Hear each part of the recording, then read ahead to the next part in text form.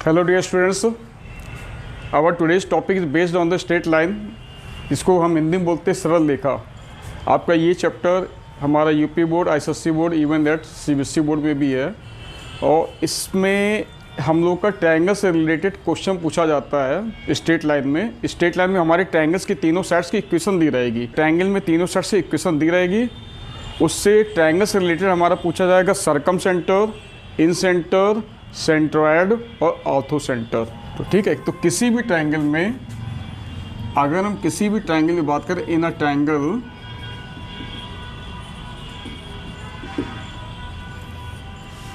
इसमें जो क्वेश्चन बनते हैं हमारे, वो बनता है आपका सरकम सेंटर पे, और ये कंपटीशन में भी क्वेश्चन बहुत पूछे जाते हैं। फिर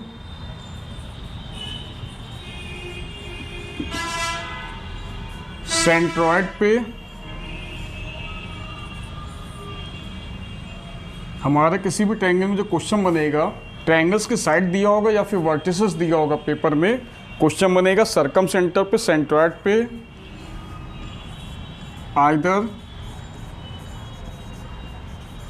ऑर्थो सेंटर पे, या फिर हमारा बनेगा क्वेश्चन, वो थोड़ा इधर दिख दे रहा है, या फिर हमारा क्वेश्चन बनेगा क्या बोलते हैं इन सेंटर पे, या फिर क्वेश्चन बनेगा इन सेंटर पे। ये तीनों हमको फाइंड करना, 4 फाइंड करने रहेंगे। या तो सरकम सेंटर निकालना होगा ट्रायंगल में, या फिर सेंट्रॉयड निकालना होगा, या फिर ऑर्थो सेंटर निकालना होगा, या फिर हमारा इन सेंटर निकालना होगा। अब बात आती है हम कैसे जानेंगे कि सरकम सेंटर क्या है ट्रायंगल का, सेंट्रॉयड क्या है और ऑर्थो सेंटर क्या है और इन सेंटर क्या है। तो पहली बात तो सरकम सर्कल जो होता है हमारा, ध्यान रखिएगा, किसी भी सर्कल में, सर्कल कह रहा है किसी भी ट्रायंगल में, किसी भी ट्रायंगल के, किसी भी ट्रायंगल के अगर हम साइड्स का परपेंडिकुलर बाइसेक्टर ले लो, परपेंडिकुलर बाइसेक्टर सभी को लेना आता है। किसी भी लाइन सेगमेंट का मोर देन हाफ, मान लो बी से हमने एक आर्क कट किया, ऊपर नीचे सी से एक आर्क कट कर दिया, ठीक है ना। बी से मैंने एक आर्क कट किया, ऊपर नीचे मोर देन हाफ लेके बीसी के डिस्टेंस से, और सी से एक आर्क कट किया, तो बीसी का मैंने परपेंडिकुलर बाइसेक्टर ले लिया। ऐसे मैंने ए बी का परपेंडिकुलर बाइसेक्टर ले लिया, ऐसे मैंने सी ए का परपेंडिकुलर बाइसेक्टर ले लिया। हमने क्या किया, हमने ए बी, बी सी और सी ए तीनों का ले लिया परपेंडिकुलर बाइसेक्टर। तो ये जहाँ पे भी मीट करता है, यानी जहाँ पे भी मिलता है, वो कहलाता है हमारा circumcentre of the triangle, ठीक है ना। तो circumcentre of the triangle is the circumcentre of the triangle is the point of concurrency of perpendicular bisectors of all the sides of the triangle, ठीक है ना। तो सरकम centre हमारा क्या हो गया, सरकम सेंटर की परिभाषा, सरकम सेंटर हमारा क्या है, circumcentre is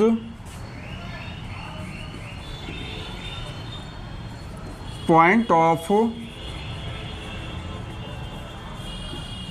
concurrency of all perpendicular, ये परपेंडिकुलर सिंबल है, this is a perpendicular bisectors of all sides of triangles, ठीक है। और एक चीज़ और है, जो हमारा सरकम सेंटर होता है उसकी ये वर्टिसेस से डिस्टेंस इक्वल होती है, यानी कि हमारा ओ ए इक्वस टू होगा ओ बी इक्वस टू होगा ओ सी, ठीक है। और जो हमारा सरकम सर्कल होगा, सरकम सर्कल जो होता है always passes through vertices of the triangle, always passes through vertices of the triangle. ध्यान रखिएगा, जो सरकम सर्कल होगा हमेशा वर्टेक्स से पास होगा, सारे वर्टिसेस से पास आउट होगा। सरकम सेंटर क्या होता है हमारा, point circumcentre is the point of concurrency of all the perpendicular bisectors of all sides of the triangle. अगर हम जितने भी साइड है सबके परपेंडिकुलर बाइसेक्टर ले ले तो जहाँ पे भी मीट कर रहे हैं यानी कि उसको जहाँ पे मीट करेंगे तीनों परपेंडिकुलर बाइसेक्टर उसको बोलेंगे point of concurrency and that is called circumcentre. ठीक है, तो हम एक काम करते हैं, बाकी सेंट्रॉयड, ऑर्थोसेंटर और इन सेंटर के बारे में डिस्कस करेंगे बाद में। आज हम सीधे बताने आ रहे हैं आपको सर्कमसेंटर से रिलेटेड क्वेश्चन आएगा कैसे, सॉल्व कैसे करें। इसके दो मेथड मैं आपको बताऊंगा। किसी भी ट्रायंगल का सर्कमसेंटर फाइंड आउट करने के मैं दो मेथड आप लोगों को बताता हूँ।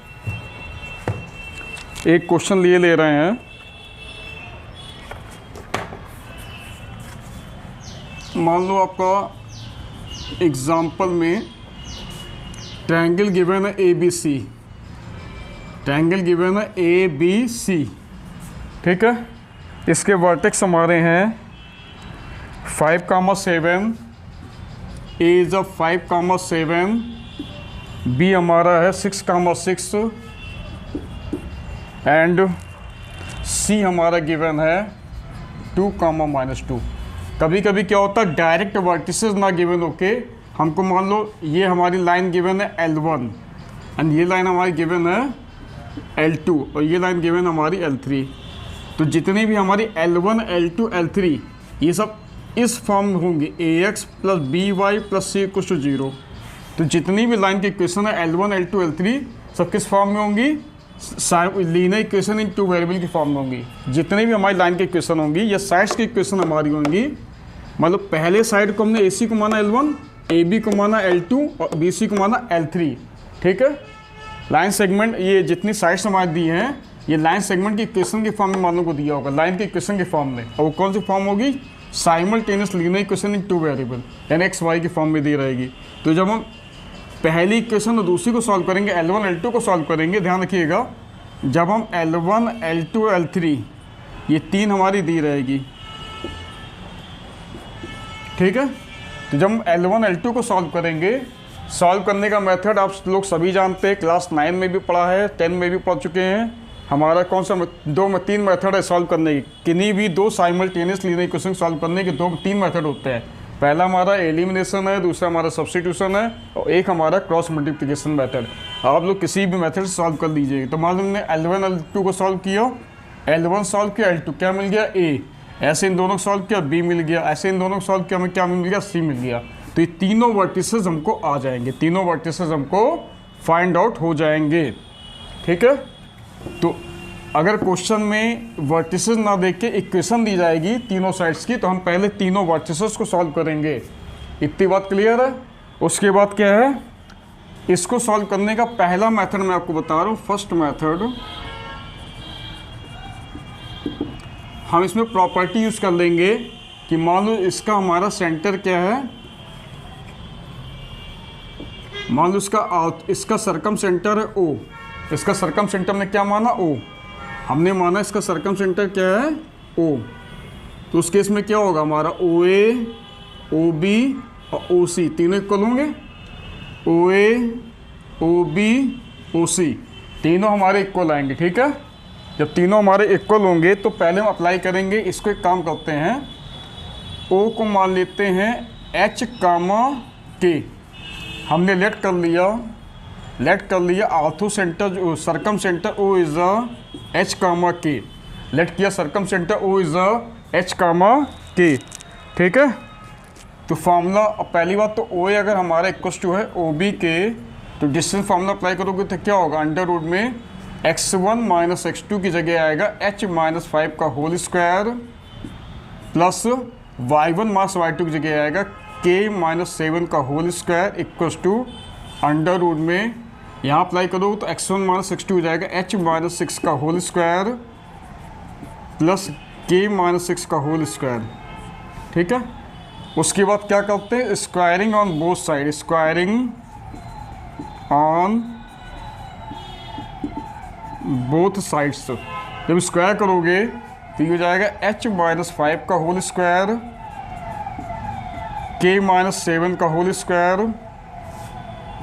h - 6 का होल स्क्वायर और के माइनस 6 का होल स्क्वायर।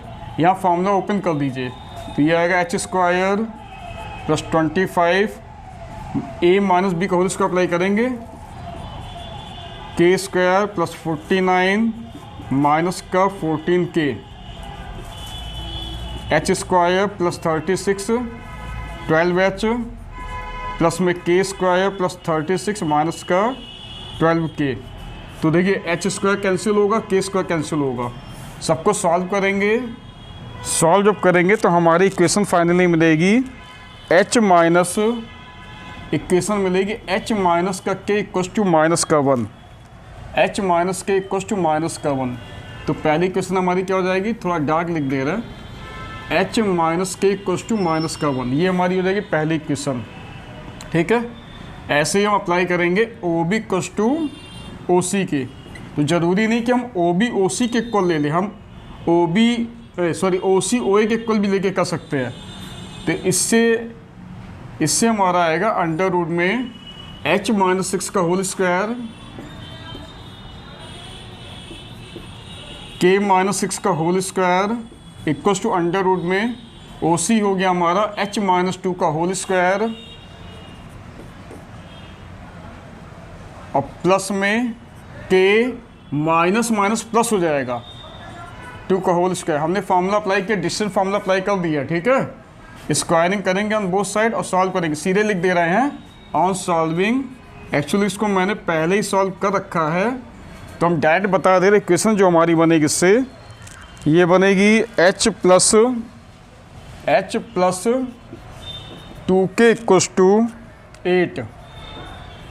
ठीक है, अब इन दोनों को सॉल्व करेंगे तो हमारी जो एच के की वैल्यू हो जाएगी वो सरकम सेंटर हो जाएगा। तो ये है एच माइनस का K equals to -1 equation 1। Add subtract करोगे ऑन सब्ट्रैक्टिंग ये आएगा माइनस प्लस प्लस कैंसिल होगा, 3k आएगा 9 के इक्वल।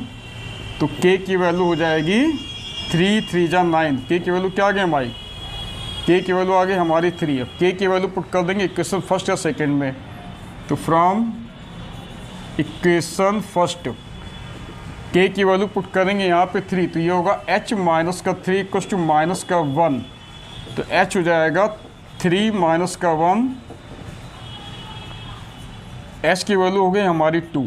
ठीक है, तो देयरफॉर सरकम सेंटर आपका आ गया 2,3। सरकम सेंटर क्या हो गया 2,3।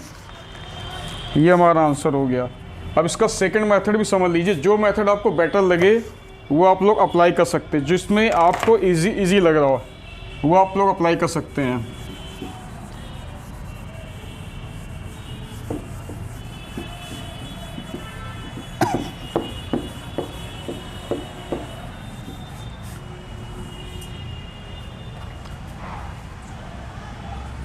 अब सेकंड मेथड में क्या होगा, हमने BC का परपेंडिकुलर बाइसेक्टर निकाला OD और AC का परपेंडिकुलर बाइसेक्टर निकाल दिया OE। हमने BC का परपेंडिकुलर बाइसेक्टर निकाला OD और AC का परपेंडिकुलर बाइसेक्टर निकाल लिया। BC का पहले परपेंडिकुलर बाइसेक्टर निकालेंगे OD और AC का perpendicular bisector OE। Perpendicular bisector मतलब परपेंडिकुलर बाइसेक्टर की इक्वेशन की हम बात कर रहे हैं, ध्यान रखिएगा। हम OD की इक्वेशन की बात करेंगे, OE की इक्वेशन निकालेंगे, दोनों इक्वेशन निकालेंगे और दोनों का इंटरसेक्शन पॉइंट हमारा क्या हो जाएगा, सरकम सेंटर ऑफ द ट्रायंगल। तो उसके लिए पहले D मिड पॉइंट निकालो। हमने लेट कर लिया है D is the mid point of BC and E is the mid point of AC। Let किया D is the mid point of BC and E is the mid point of AC। तो D हमारा क्या आएगा, formula apply करोगे तो x1 plus x2 by 2,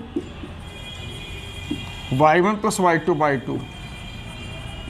तो D की value जाएगी हमारी 4,2। ठीक है, अब स्लोप निकाल लीजिए। स्लोप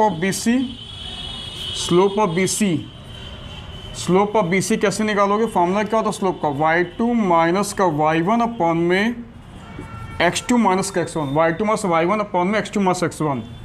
तो y2 मास y1 ये क्या आएगा, BC के लिए x1 y1 इसको ले लीजिए, BC के लिए x1 y1 इसको लीजिए, इसको x2 y2 लीजिए। तो y2 मास y1 क्या होगा, -2 - 6 अपॉन में x2 मास x1 होगा 2 माइनस का 6, तो ये हो जाएगा -8 अपॉन में -4, यानी ये आ गया 2। अब देखिए चूंकि OD जो है हमारा वो परपेंडिकुलर बाइसेक्टर किसका, BC का। OD हमारा परपेंडिकुलर बाइसेक्टर BC का है, तो दोनों के लिए हमारी कंडीशन क्या होती है, m1 m2 = -1 होता है।